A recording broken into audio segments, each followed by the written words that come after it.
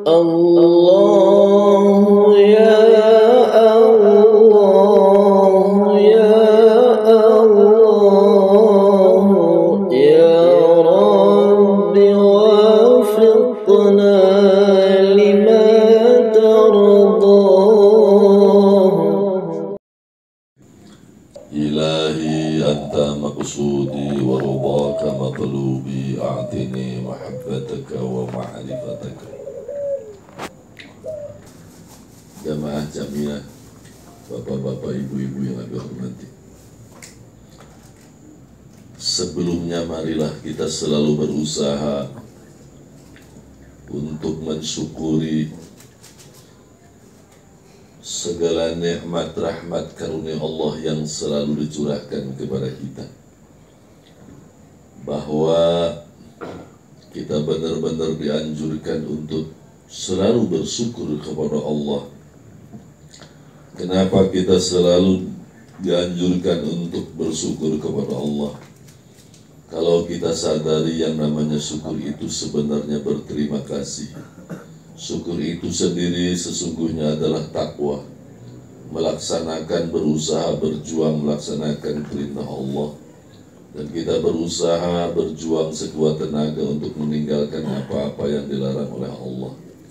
Namun kalau kita juga resapi, kita hayati, kita rasakan yang namanya melaksanakan perintah Allah itu ternyata berat dan banyak yang kita tinggalkan, apalagi meninggalkan apa-apa yang dilarang oleh Allah Subhanahu wa ta'ala. Mensyukuri itu adalah kita benar-benar sesungguhnya kena dimanjakan oleh Allah. Allah menciptakan semua alam ini adalah untuk kepentingan kita. Allah ciptakan lautan dan seluruh isinya termasuk ikan-ikan di dalamnya adalah untuk kepentingan kita. Allah ciptakan buah-buahan, sayuran, ubi-ubian, itu semua untuk kita. Allah ciptakan pohon-pohonan, semua adalah untuk kita. Sampai Allah ciptakan bulan, matahari, bintang, para malaikat, sampai widadari, surga. Allah ciptakan adalah bagi orang yang benar-benar mensyukuri nikmat Allah.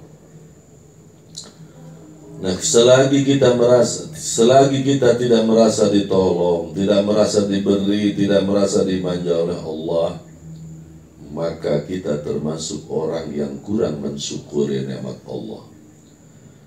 Untuk mensyukuri nikmat Allah, di samping kita harus merasakan bahwa kita dimanja, kita diberi, kita ditolong oleh Allah, maka terlebih kita harus mengenal Allah. Setelah mengenal Allah, kita harus benar-benar mengenal sifat-sifat Allah. Setelah mengenal sifat-sifat Allah, baru kita merasakan apa itu semua sifat-sifat Allah. Maka yakin orang itu akan menjadi orang yang selalu berusaha mensyukuri nikmat Allah dengan ibadahnya, dengan senang hati, takwanya, melaksanakan perintah Allah itu dengan senang hati.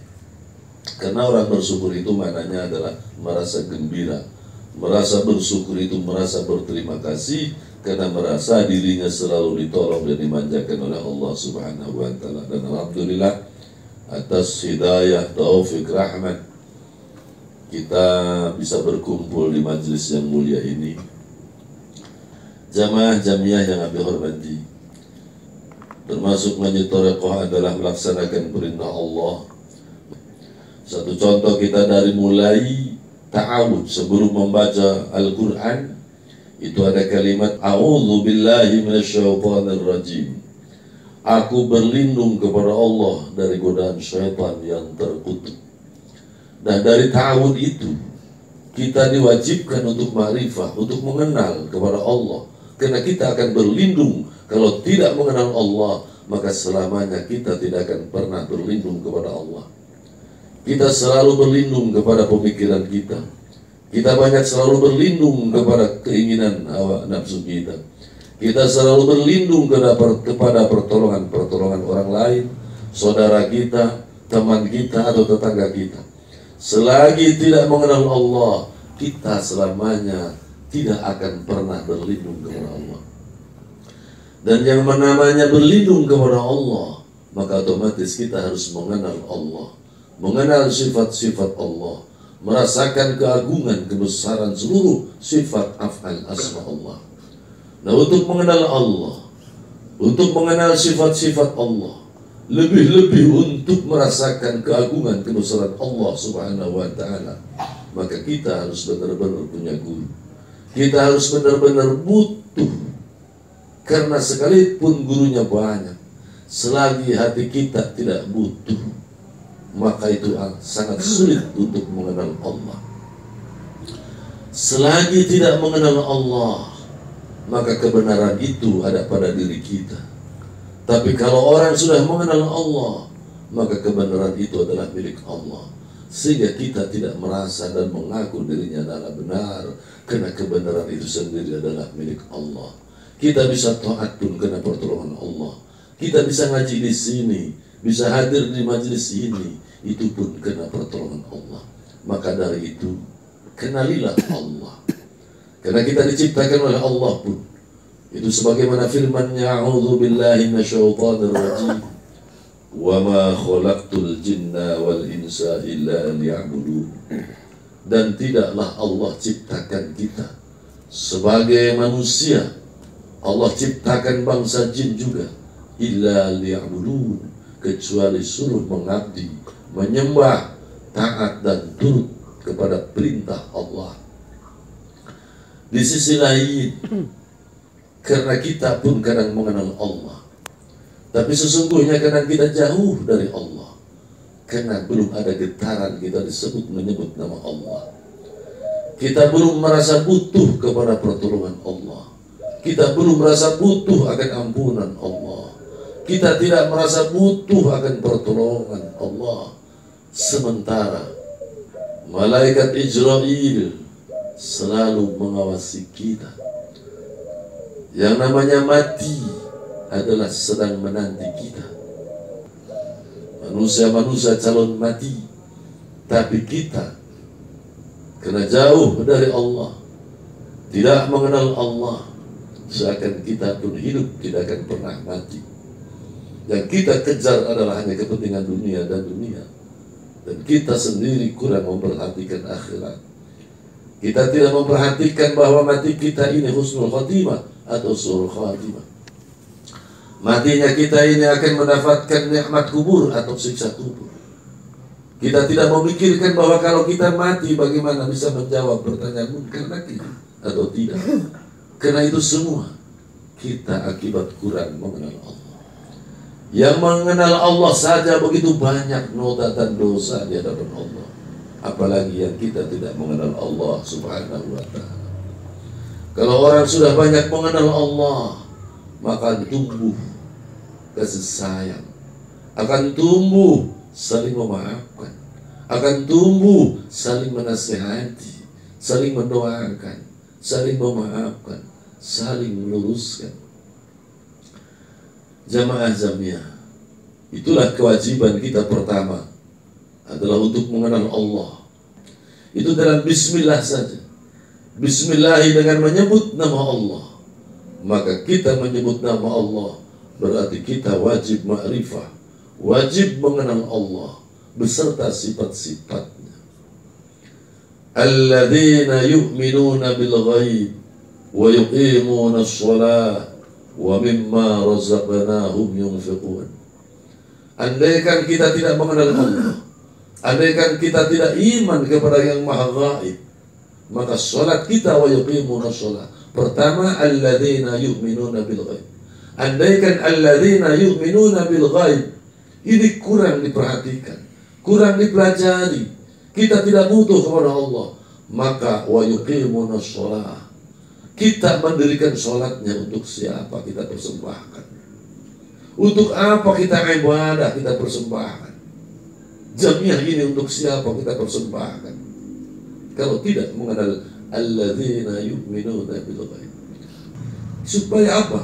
Apapun yang kita lakukan supaya benar-benar lillah, mempersembahkan semua itu hanya untuk Allah, hanya untuk mendapatkan cintanya, untuk mendapatkan kasih sayang dan ridhonya.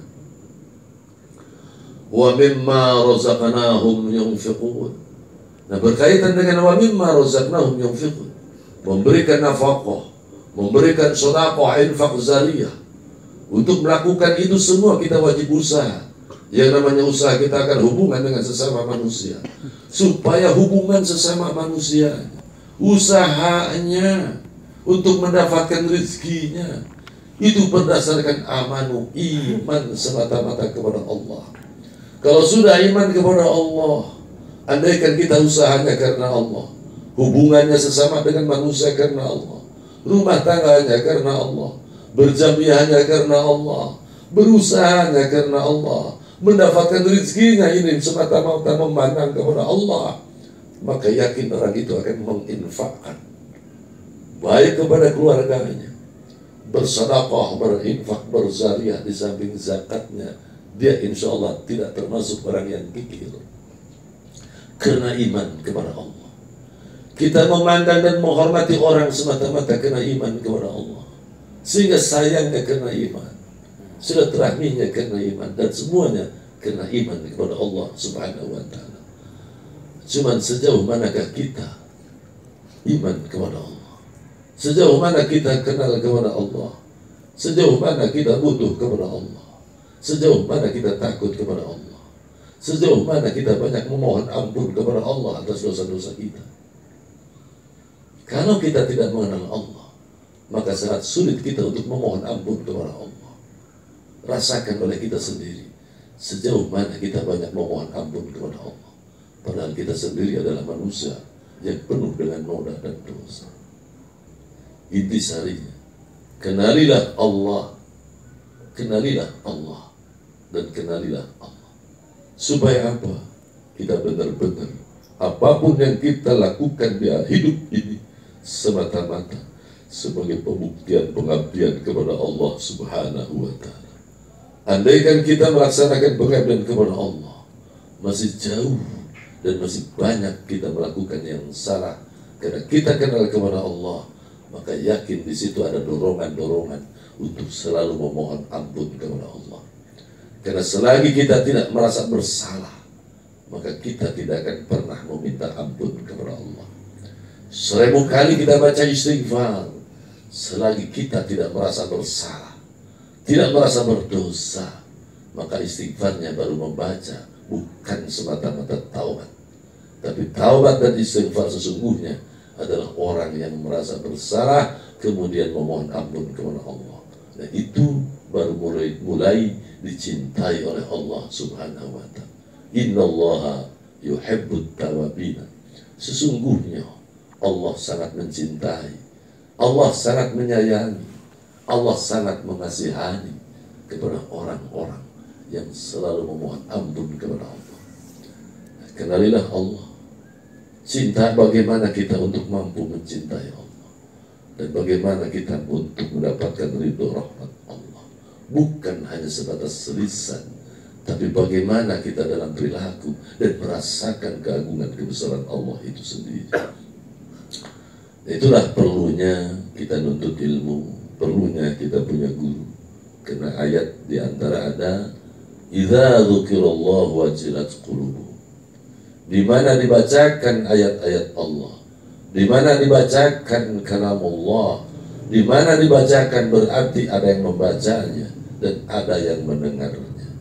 Itu ahli-ahli sufiyah, ahli-ahli thariqah diantaranya mengambil ayat itu berdasarkan Al-Quran, berdasarkan hadis Rasulullah. Idza dzukirallah, di mana idza dzukirallah dibacakan dan ada yang mendengarnya. Seperti Rasulullah dibacakan oleh Allah pertama kepada malaikat Jibril mendengarnya. Kemudian malaikat Jibril membacakannya kepada Rasulullah SAW, maka Rasulullah mendengarnya. Karena di situ ada mursyid, di situ ada pendidikan yang ruhaniah, maka begitu dibacakan bergetarlah hati Rasulullah SAW sampai dia menggigil. Jadathum imana, baru akan tumbuh keimanan itu sendiri. Kita baca Quran tapi tidak pernah tergetar hati ini.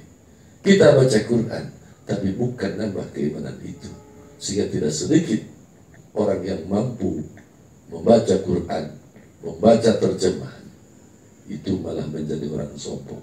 Yang lebih parah lagi, kita orang bodoh tapi tidak butuh dengan tokoh-tokoh agama karena ingin semata-mata kenal kepada Allah Subhanahu wa Ta'ala.